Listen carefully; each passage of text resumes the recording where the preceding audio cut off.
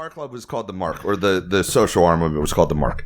And so we had the biggest parties for the 2013 NBA All-Star weekend. So we had Kenny Smith, we had Shaq's, and we had Lala's parties. Each night was different parties. So I think first night was big names. Yeah, it was Kenny Smith, then it was Shaq, then it was Lala. So Friday, Saturday, Sunday. And they actually announced it on like what are they? TNT or TNT, NBA on TNT. Yeah. So they actually announced it on there and everything, right? And so I mean, we had everybody coming through. Like I got to meet DMX. You know, Barkley was there. Busta Rhymes was freestyling on stage. Oh, nice. Like it Love was Busta. Right. John Starks was there, so I got to know John a little bit. I know we were talking about that earlier. You guys had John on the podcast. Right. And he's a great guy. I really enjoyed geeking out with him a little bit. And he really knows the cigars and he's got a good cigar. And, so it was just an incredible, 3-day experience, but it was absolute like chaos, right? Like it was so packed. Nonstop. Just like it took me to go 20 feet in the cigar bar. It took me 30 minutes. Like to weed through the crowd. It was you're like sardines in a can. Yeah, like it was, and you got guys like Warren Sapp in there in the cigar lounge. Like, I mean, you got not a small guy. You got Shaq who takes up like the space of 5 people. So yeah, so it was a special time, special experience, and so man, that is actually where I launched J London. Was at those parties? It was not at the party, but the next year is when I actually launched J London. So people had been after me to do my own cigar for years based on my ability to pair people's palates, knowledge, etc. Mm-hmm. And so that's finally, I connected with the right people. To me, it was the Ventura family, amazing family. Their factory actually got just voted like one of the top 10 factories in the whole world. Wow. There's so much great stuff coming out of there. A lot of Matt Booth cigars, like Room 101 stuff, Robert Caldwell stuff. A lot of his stuff comes out of the Ventura. Love Caldwell line. Yeah. We got a lot of good stuff. Yep. Factory as well. Henderson's line, Henderson Ventura has the Adventura line, which another great brand. So they're all coming out of this factory, right? And so it worked well. William Ventura used to be the production manager of Davidoff. They used to fly him around. Like there's a picture on his wall, of Zeno Davidoff standing over him and like his hand on his shoulder as William's rolling. Right? That's a great picture. So, and I had already had, because I was always hunting rare cigars, I had a reverence for Davidoff, like older Davidoffs. It could have been Cuban Davidoffs or the first Davidoffs once they moved out of Cuba as well. But those to me were some really special cigars. So to have that connection, that relationship and knowledge has been an absolute blessing. Before I get off the mark, though, the social club, first cigar ever smoked in the cigar lounge. I'm there one night. We don't have the ventilation hooked up yet. And there was 3 bars in this whole place. So there was 3 bars, restaurant, executive chef. How much total square footage was this? It was 12,000 square feet. The whole place was 12,000. Well, you said you only had like a closet where you were doing. Yeah, I had the humidor, which was basically a little closet, and then smaller than the studio. Was right. Yeah, absolutely. It was like half. Not even half. Right, but that was inside of a cigar bar, so that was the smallest of the 3 bars. It was about 1,200 square foot cigar bar, and. So I'm basically hanging out because it's not done yet. We're not even smoking. And the manager comes up to me and he's like, gentleman over there would like to smoke. And I'm like, well, the ventilation's not done yet. I'm like, who? He goes, it's Billy Gibbons, ZZ Top. I'm like, oh, fuck, you're smoking. You're smoking. You're smoking. We in here. We're doing this now. Yeah. Okay. So, the manager takes me over the table and introduces me, and so Billy's with a couple people. So we go back to the cigar lounge and we light up Zeno Diamonds. All right, so this was a line that was made in the 90s. So Zeno Davidoff, right? So he did the Zeno line. There's most people know Davidoff more than they know Zeno, but Zeno being his Zeno's first got name, some right? I love Zeno. Yeah. They make there's some great ones that they make, and these were Zeno Diamonds made from like the 1990s. They actually had like a book inside of it, a little, that if you bought enough Zeno Diamonds, you could, send it for a bottle of wine of like,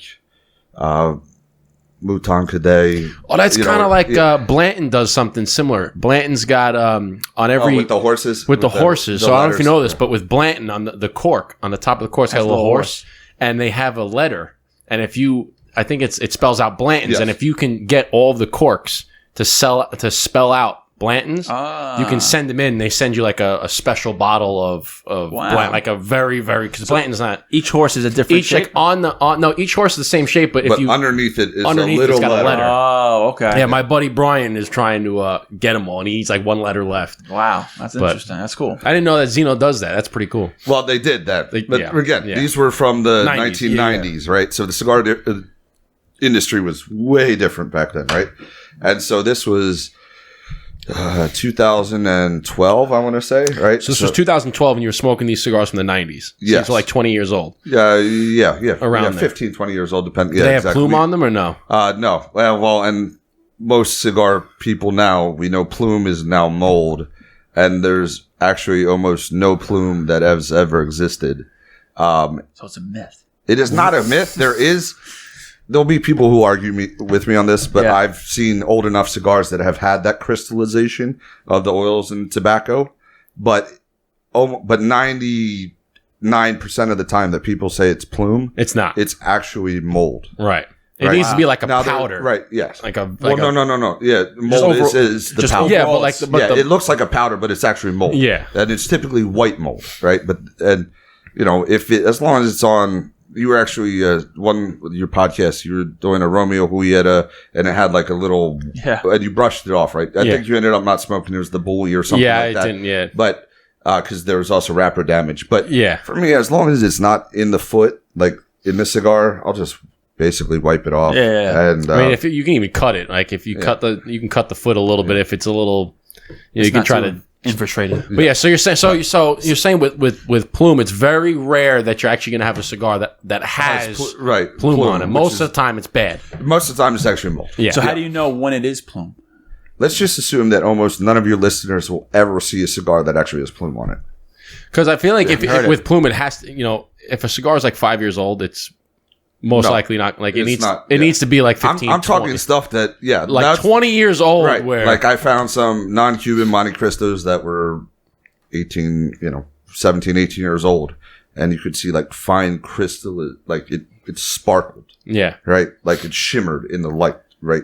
Like that's the actual crystallizations of the oil. That's tobacco. Good. But, that's good. Yeah, but that rarely happens. Yeah. Yes. Almost no cigar smoker has actually ever seen real plume. They've just confused plume to be plume, but it's actually mold. Wow. All right. So I like it. Yeah. Every day. Share that. But again, geeking out. I love it.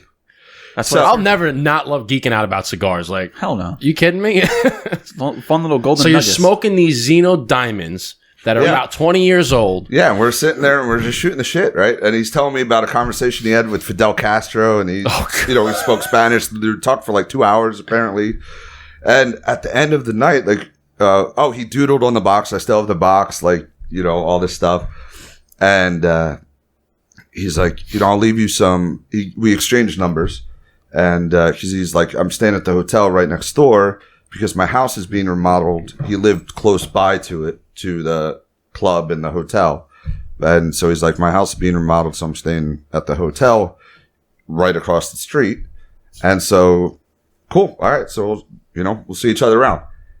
Next day, I'm at dinner with I had a buddy of mine who was my roommate, and my sister was over, and we're sitting down to dinner. My phone rings, and Billy Gibbons is calling me. I'm like, I gotta take this. You're like, screenshot. Right. And he called just to thank me. Like, he's a rock and roll legend. Yeah. Wow. And he called to just thank me. Said he had a great time. He goes, hey, I left some tickets for the rodeo because Houston is the largest rodeo in the world. It's basically an entire month long, and where the Texans play, it's at Reliant Stadium, or it was NRG, or what it is. I don't know, whatever. But imagine, a massive football stadium filled, and then a whole fair outside of it, and about 150,000 people a night for almost 30 days. And they have all different musical acts perform. It's like the Oktoberfest, but of rodeo. Yeah. And we're talking everybody from Pitbull to Keith Urban to ZZ Top. plays, right? And so he left tickets at the front desk of the hotel for me and some friends, right? Wow. And then we ended up getting to know each other because he'd come by, he'd smoke cigars. One night we're rolling dice on the corner of the bar, right? Yes, let's go. Don't even get me started with dice. Yeah, and so I got to know him, and he's a great guy, and truly just chill, low key, and we just talk about different stuff. And sometimes there'd be some other people there, and other times he'd just come in, or I'd be traveling, and then the bartender would call me and be like, "Yo, where the fuck are you?" I'm like, "What?" Because Billy's asking for you. And so that's awesome. That really helped me. It just it opened my world. And unfortunately there was a new ownership took over the social arm of it, and they ran it into the ground, and they closed. And I got a call or a text from the manager on a Saturday afternoon, "Come get your shit. We're closing tonight." The landlord's going to take back the key, lock the doors on us. So my world flipped upside down. But by that point, I'd already built all these relationships. And so I go back to Houston 3-4 times a year. I was just there, did a private event at Davidoff, in Houston. The guys there are fantastic. They've been great supporters. Davidoff corporate carries J. London Cigars. Nice. And, so actually we're working, now I'm going to meet in the next couple of weeks, the managers of the 3 shops in Manhattan as well. Hell yeah. So I have J. London's. So when you come back, when you're in Manhattan, let us know. Yes. We'll come meet you. I'll be coming back soon. Well, I come up to New York. I come up to New York City or Queens pretty often. I have a good friend of mine. He owns Nino's AQ over in Astoria. That is fantastic. He just opened up Nino's Beach at Port Washington, which is, I guess, you're on Long Island. I work right in there. I work in that town. Dude, where? It's right on the marina. Oh shit! It is fucking gorgeous. And what's it called? Nino's Beach. Okay, all right. Look it up on Instagram. And the other Nino's is in Astoria. Yeah, because my buddy on Titmers, and it's fantastic. My buddy has to know it. Yeah. I wonder if my buddy knows your buddy. Because my buddy is the guy who runs Lavo in Manhattan, and he knows all the restaurant people there, and he lives in Astoria, so he knows all the people in Astoria. I wonder if he knows them. 100%, I guarantee it. Especially if your buddy's a cigar smoker. He is not. He is when he's with me. Well, there you go. I was gonna save the cigar for Florida, but I got more. I was gonna say I'm listening. I'm like, I mean, I smoked that bad boy down to the nub. Well, that's what I'm saying. We got these little. I don't even know who gave these to us, but they work. Well, and that was part of the goal and the inspiration of the J. London Gold Series was, how do I create a current production cigar that smokes more like a vintage aged cigar, where it's more well-rounded, smooth, soft, elegant, refined. You can smoke it all the way down to the nub. That's how, honestly, that's one of the judging factors of if a cigar, a good cigar. Yeah. If I can smoke it all the way down, like flavors obviously are one thing, but if I can smoke it all the way down and get every last inch of that cigar, and it's not hot, it's not burning. Also, it's a well-made, well-blended. Also, when it's almost like mindless, like I'm just smoking a cigar and enjoying it. Like I'm not even thinking about the draw. It's pleasant, but it's not fatiguing on the palate. You know, 100%. Because fatiguing on the palate. Yeah, because when you get like a lot of this guy's got some stuff. I love it, man. Dropping knowledge, baby.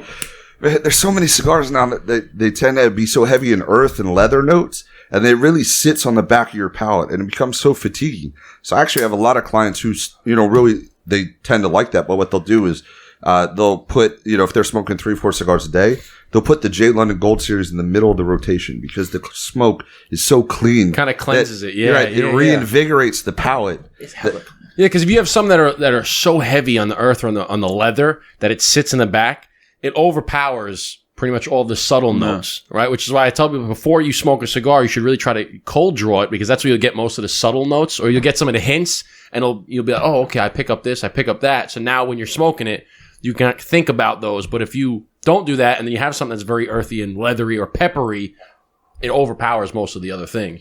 Yeah, and it's just like I said, it's just mindless. Like it's so smooth and silky. Like I get some sweetness on it right off the first. 100%. That's I got sweetness, right? Fuck, man, that's so weird. The first puff, I'm like, oh, that's I didn't get as much sweetness on the Lonsdale that I do on this one. No, I agree. The first one, I was like, ooh, a little. Now, I wonder a little more spice on that. Yeah. Yeah, I wonder if I flipped them, right? Because now this is with the first one prepared your palate, right? And now your palate's on the second cigar, right? So it's going to still receive it differently, and that's part of the frustration an art of creating great cigars is there's so many variables. Anytime somebody picks up a cigar, cuts it, lights it, and smokes it, right? It can be their mood. It can be where they're at, their environment. What they ate, right? What they ate, right? What they're pairing it with. And so there's so many variables that somebody like myself, and I've had to get over the aspect of trying to always be a perfectionist because we said this is handcrafted consumable art, which means there's always,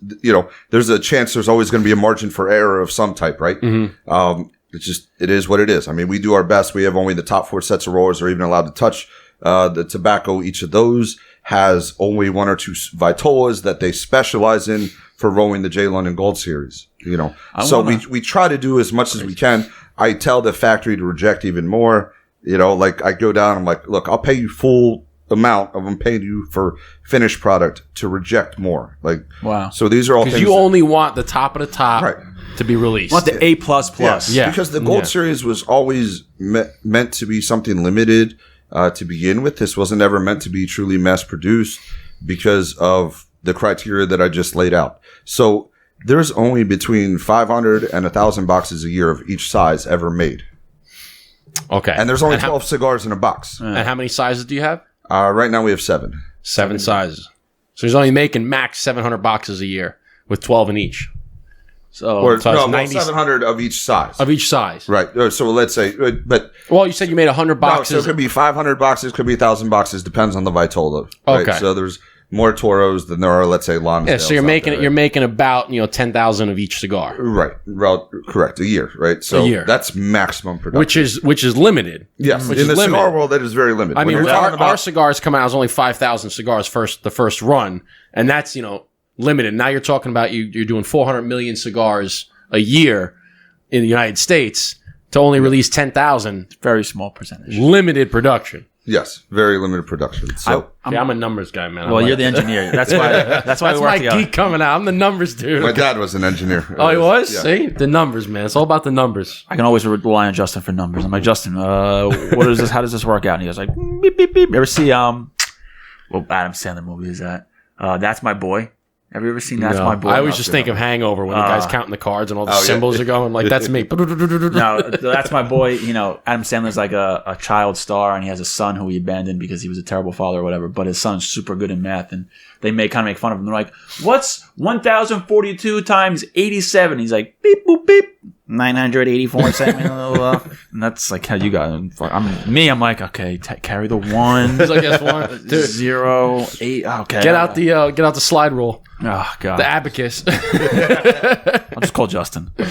But I'm thinking about the word consumable art. It's so good. I'm like, dude, we should get like a good way to put it. Fathead text, consumable art -J London. That's such a good way to put it. Because cigars equal consumable art. Because honestly, whenever I send stuff, when you send it in the mail, and they always ask, like, you never put tobacco on there because then they're gonna. I always put handmade art. Yes, I always put on. I want there. to bring that up. What's in the box? It's handmade art. It's art, and I'm not lying. 100%. That's 100% what it is. But when you said it's consumable art. That's a beautiful way to put it. Oh, he's gonna stay. You go. There you go, man. Justin, I'm gonna take your other J London that I gave you. Just where are we at right now? I'll make sure you get it. Where are we at? Hour 15. Nice. We're rocking and rolling. I love it, dude. We got. No, this is fantastic. I'm having a great time. Well, we're having a great time too. It's so much more. Like, we obviously love every single guest that we have, but like just the feeling of having someone in here and being able to gauge and we're like touch their shoulder and just look into their eyes. It's such a different experience. It's great because we the main thing that we push out to all of our listeners and our viewers is we're trying to bring that whole experience that you get when you're just hanging out, right? Like you had that lounge at the Mark, right? You're just hanging out, having a cigar, and you're smoking with ZZ Top, right? And then you create a relationship. We're trying to bring that to everybody. So having, you can kind of do it when you're on Zoom. You can do as much as you can, but when you actually have somebody in person. Yeah, it's always better in person, It's exactly like we're sitting in a lounge. It's just the cameras are on and the microphones are on. Right. No different. We're smoking J. London cigars, learning about his background, learning new things. Be doing the same thing if you were hosting an event at the lounge and we got to sit down with you. Yeah, or if the cameras were off and the microphones were off, we'd be doing the same exact thing. Same conversation. We're just hanging out, drinking tequila. Just happen to have a podcast. And that's why I appreciate you guys making this exception. Hopefully, you guys will be able to do it more as the COVID restrictions have lessened. Yeah. Right? So like Eric said in the beginning, we wanted to. That was the plan before we started really interviewing a lot of people. The plan was to have them in person, but then COVID hit, and it's been around for 2.5 years now. So we had to start doing Zoom. But now that you're our first in person in the studio, we obviously want more people to come to the studio, come to my humble abode, and I wonder if people actually think that it's like a studio or if they know that this is my people house. ask all the time, like, where do you shoot? I'm like, we turned my buddy's pool house into a podcast studio. Yeah, it's absolutely awesome. Like we're in my backyard. It's a great man cave. It's funny because when you were on your way, I'm like, how's this going to work? He's just going to pull up to some random house. Yeah. And be like, where the hell am I? I'm in some dude's house and I'm going to go into his pool house and tell my life story. Like, right? I love it. Weirdly, that's how I've met some of my best friends. Is they'll refer, like one of my friends will refer me to another buddy of theirs and be like, "Oh, you got to meet this brother of the Leaf. He lives in so and so." All right, so I'm in PA. He's in Jersey. Let's say. So I roll up, for example, to a buddy's house. It was a good friend. Him and his wife were at my wedding, but we didn't know each other. And here I am rolling up with my brown leather bag full of cigars, and turned out he was a cop, and he's like awesome, and he's got a smoking lounge in his basement, right, of his house, and we just hit it off. But I just drove an hour and a half to meet some dude because another brother of the Leaf said, you got to go meet this guy, and connected us via text, and I just show up to their house, and it's almost we become great friends. It's almost better that it's like you're going to somebody's house too, because it's real, it's authentic. It's not like, hey, meet me at this, meet me at our studio. No, come to my house. Yeah, like let's hang out at my house where it all goes down, anyways. Yeah, it's kind of, I think about it like in the beginning when I first started doing all cigar stuff. My wife would be like, "You're going to meet, some guy you met on Instagram to go smoke a cigar?" I'm like, Maris, like it's not like it sounds weird. Like if we weren't smoking cigars and I'm just meeting some guy just to meet him, all right, yeah, I'll take a little bit too, please.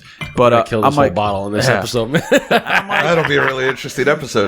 We did that once. We did that once, and it didn't turn out. We did that. We did a Scotch tasting, and we were chasing him with beer, and it was interesting. And then it was interesting. And when we had a lot of free time, we said, "What should we do now?" And the rest is history. The rest is history. All right. Well, I'm going to segue because you said Scotch. So I never got into the exact naming of J. London.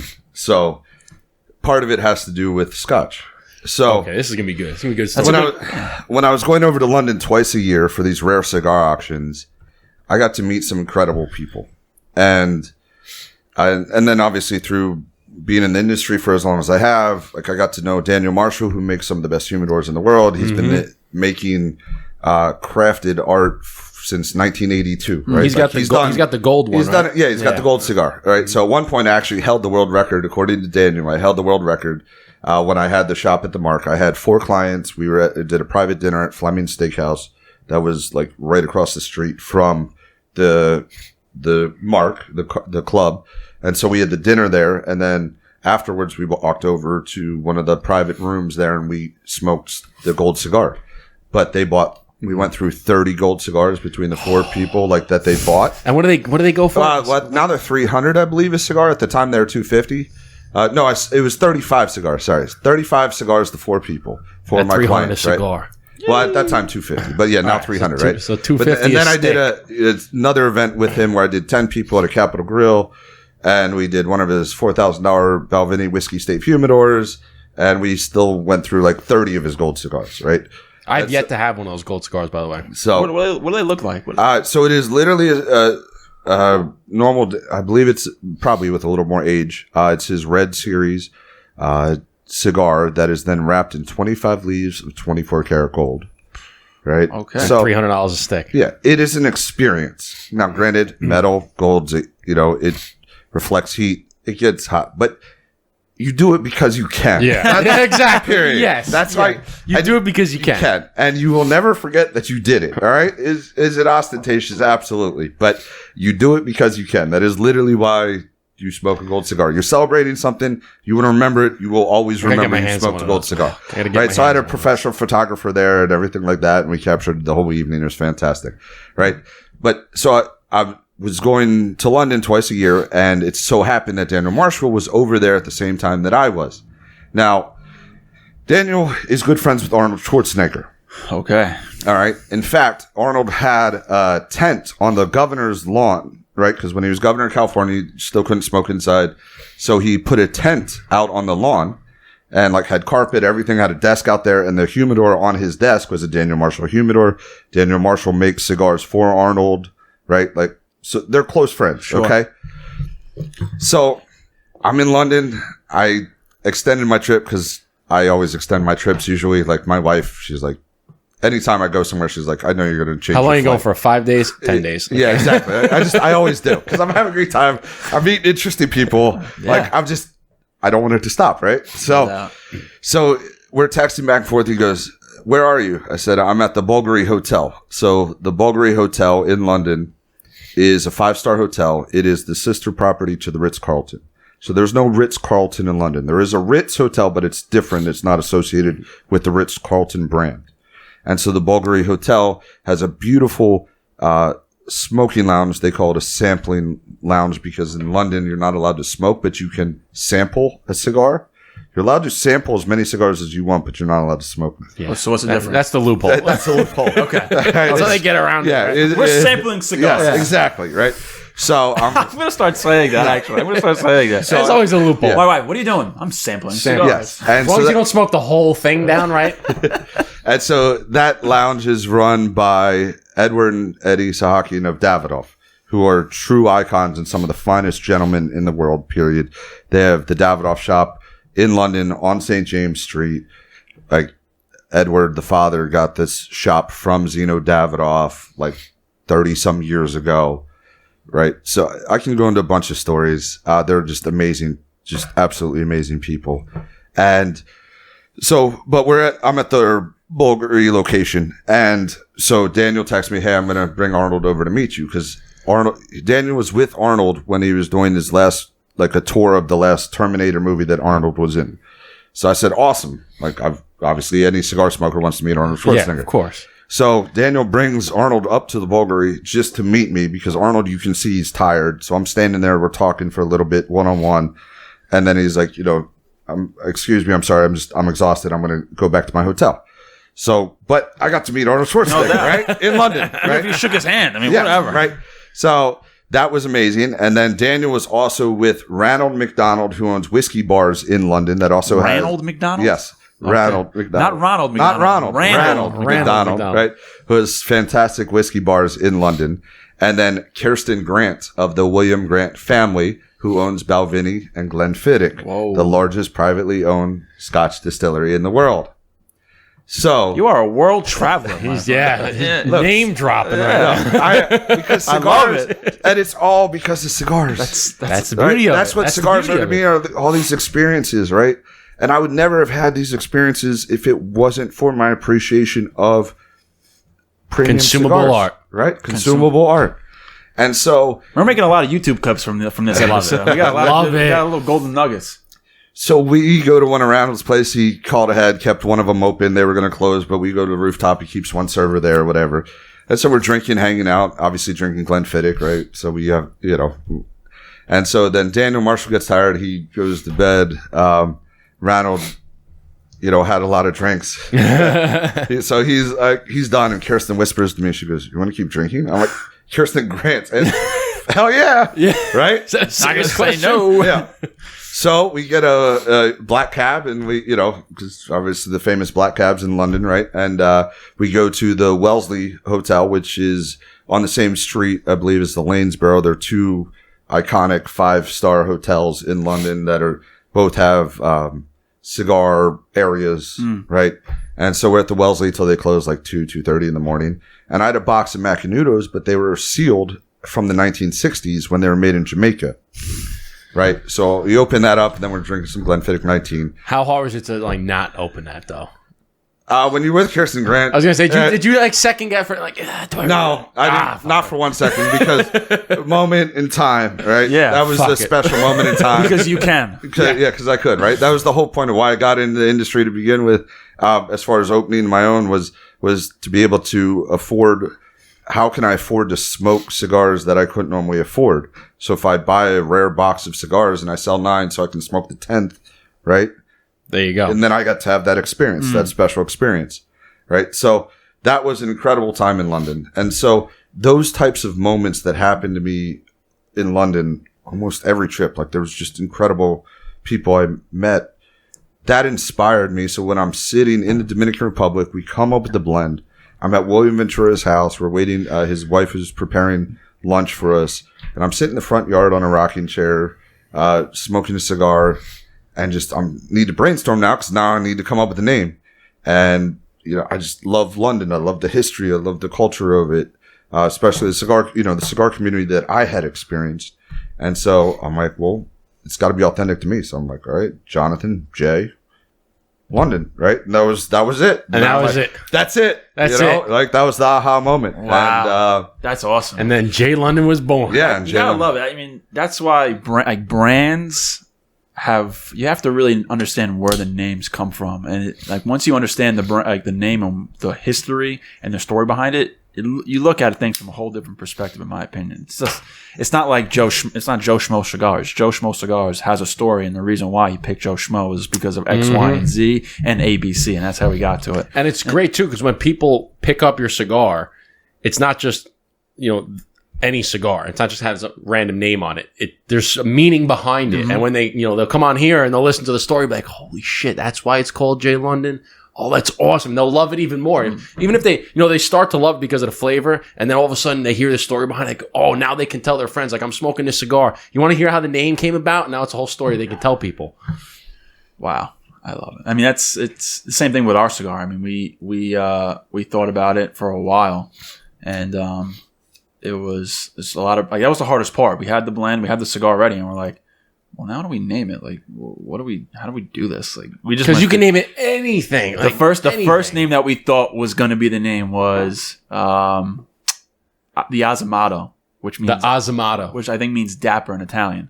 So we're like, wow, I'm smoking the Azamato. That's classy. That's nice. We're like, how do you spell Azamato? Azzmato or whatever. And Justin's like, yeah, that's cool. And I'm like, no, dude, we can't do that. And he's like, why? I'm like, because it looks like ass. It looks like the word ass. It did. Because we wanted it in script. Yeah. So I'm like, and there's script Z. I'm like, you're right. He's like, yeah. I'm like, listen, I know of an electrical contractor, and it has AZZ in it. And I just can't help but think ass electric. I'm sorry. There's no way around it. I don't care if it's it's ass electric. So I'm like, the more I looked at it, I'm like, nah, fuck, you're right, like, man. We can't do that. We can't do that. It is what it is. But with our cigar too, it's like we're not gonna tell you the actual name because it's not released yet. But it might be out by the time it comes. No, we'll tell you when the cameras are off. Yeah.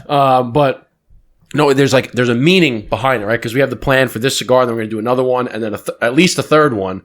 And there's meaning behind the names, right? The name has meaning, but then the letters that we use have meaning, so that it all goes together. It all goes together, just like that. It all goes together. With J London has meaning, and there's a story behind why it's called J London. Right. It's got to be authentic to you and what you guys stand for, what you're about, what your brand is about. And exactly. Obviously, right. You guys poured your heart and soul into it, and I look forward to trying it. Oh man, we can't hear more about it. Can't wait. I mean, and it's cool that like when someone buys your cigar and picks up your cigar that you have, like it's some random guy at a cigar lounge and he picks up your cigar.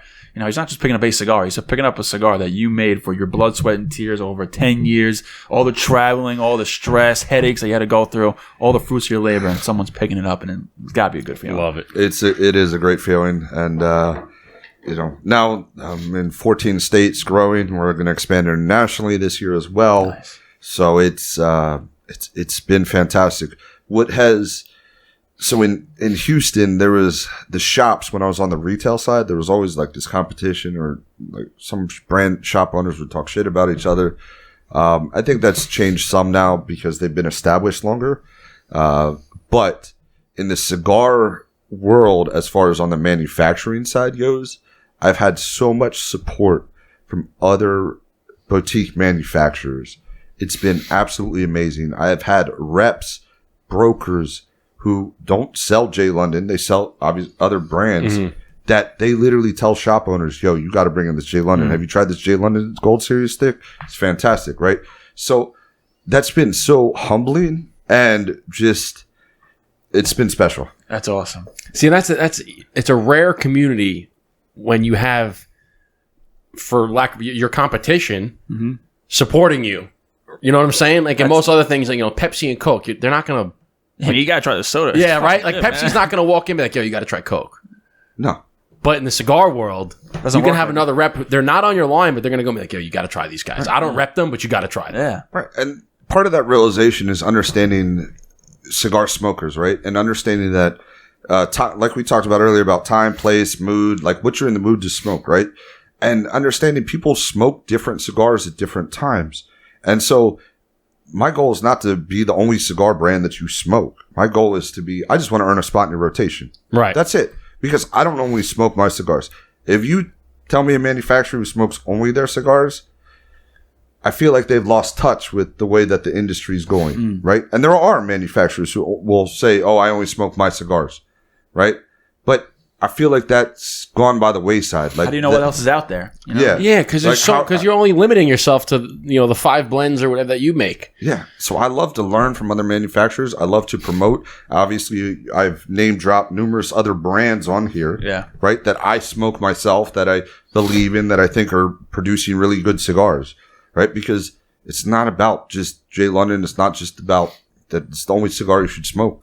But it should definitely be in your rotation, right? And it's it's almost, you can consider it doing research too, because you can have a cigar from somebody else and you pick it up and you're like, oh shit, this is fantastic. And then you start looking, what do they do? What's in it? How do they roll it? And then you're kind of doing research for yourself. Like, I want to make a cigar like this. This is fantastic. So exactly. Or they can use a certain tobacco and you're like, man, this really stands out. I wonder how I could something maybe you probably do my own variation, right? And my own twist on it, right? How can I go about doing that, right? Where, not that it could be done necessarily any better, but just presented differently. Or what if I put it with this other tobacco? And it's, yeah. And so, I want to make sure that I hit on as well the older son, Weber Ventura, who's actually going to be up in New York next week. So I may be coming back next week. Okay. So he is in charge of production at the Ventura factory. So they actually have 2 factories now. They've been growing like crazy. And he was the right-hand man to Eladio Diaz for a decade. So there's so much knowledge there and so much, right? So the entire family, I'm blessed. Weber and Henderson were both at my wedding. I feel like I was at your wedding. I feel like it was on every every Instagram account. I was like, man, how many people know? Well, I don't know if you guys know Mike the Greek. He used to of course. Right, run Soho Cigar Club. So small world. So I think that's where I probably saw it. Yeah. All right, so I actually met a guy locally in Pennsylvania named Mike Wilson, who's in charge of player development for a casino in near King of Prussia, Pennsylvania. Right? I know that casino. And he goes... I've been in that casino. Okay. So he's like, yo, if you're going up to New York, you got to meet my boy, Mike the Greek. So one day I go to Soho Cigar Bar, this is years ago, and I meet Mike the Greek. And then Mike the Greek introduces me to Mike Vendome, who owns Nino's AQ, Nino's Beach. Oh, wow. Right? A lot of mics. There are a lot of mics, right?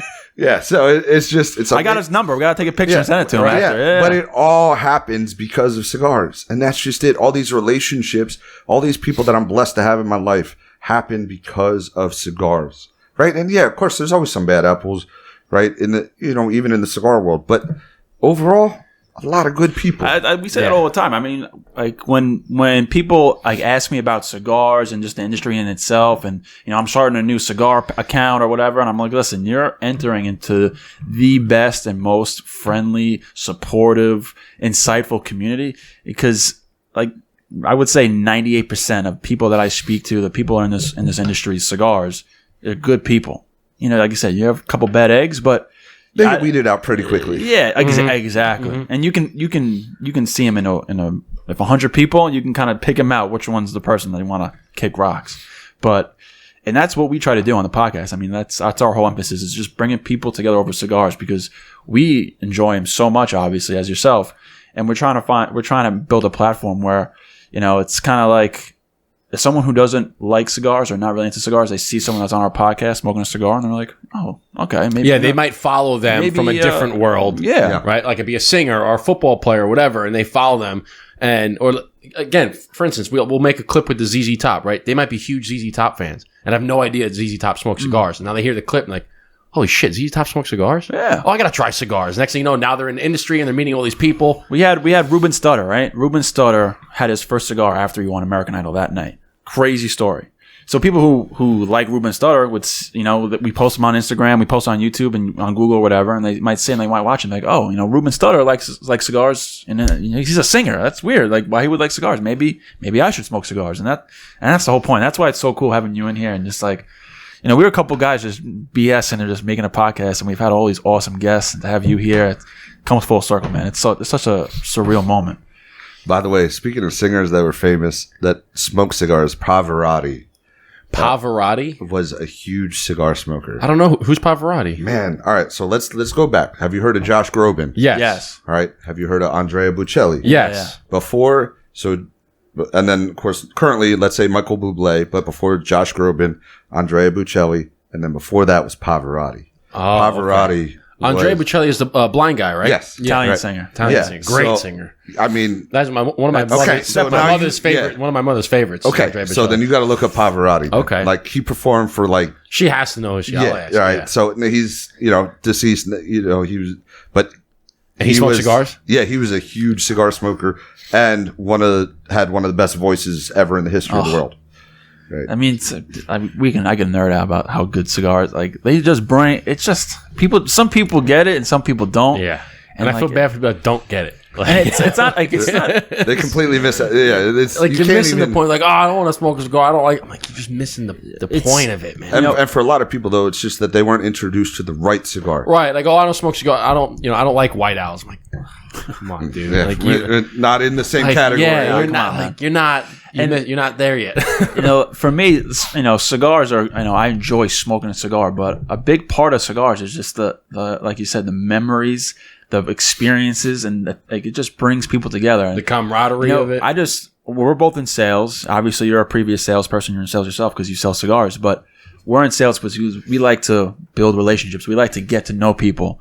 And I think it works out perfectly for us because we love all the guests that we have because we're actually interested in their story, understanding who they are, why they like cigars, and just sharing that experience. So it's we're lucky in itself just having this because people are like, you get to smoke cigars and drink for a podcast, and that's what you do. Sooner or later, it's gonna be for a living. Yeah, like yes, it will. He gets to do it for a living now. Yeah. Yes, we'll be there in you guys are well on your way. You're well on your way. I'm excited for you. Because it sounds like a big part of your success with your cigars is all the connections that you've made over the years. Like, you had so much support. It's like how you were able to start your brand. So absolutely, 100%. There's the relationships it is completely the relationships, right? That's how I found my manufacturer, right? In the Venturas.